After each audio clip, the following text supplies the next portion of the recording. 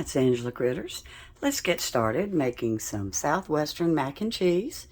Rotels is not just for dip. So we're going to use our dip ingredients, our Rotel that we've drained with some Velveeta, and we're going to get started. Alright, I've got my Rotel drained. My skillet's hot.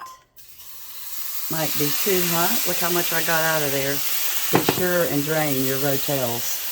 I'm going to turn my heat down before I put the cheese in.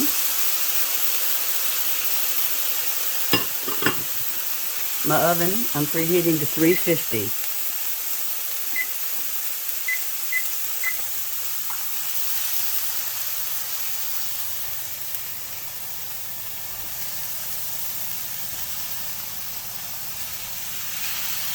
I'm going to turn this down to low. And I've already pre-cooked my pasta. I'm using elbow macaroni.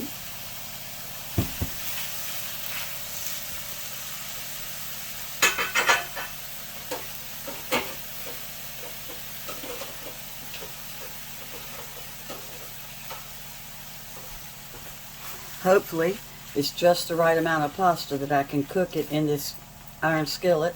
If not, I'll transfer it over to a baking dish.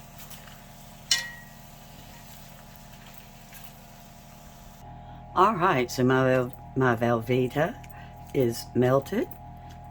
Well, I just saw a blob, and I take that back. Alright, so let's go ahead and start throwing in my cooked and drained pasta. And I put it in the refrigerator for an hour because that makes the starch not quite so starchy. And I think I have enough room for all my pasta in here. We're going to find out, aren't we? I'm going to be adding more cheese. I've got some cheddar cheese when it actually goes in the oven to bake. If you've never tried Rotels macaroni and cheese, it's so good. It's just a fun way to dress up macaroni and cheese. Here we go. You can add some cilantro if you want to.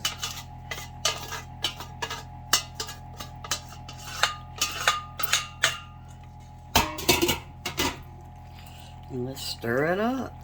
We're going to bake it for about 25 minutes maybe.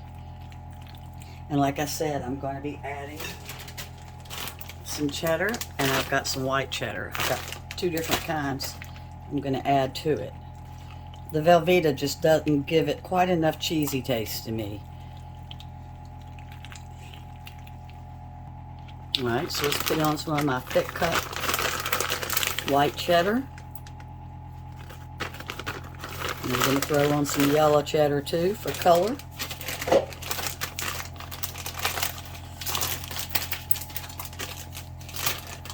And since I'm southern, I will put a little bit of butter on top because we butter everything.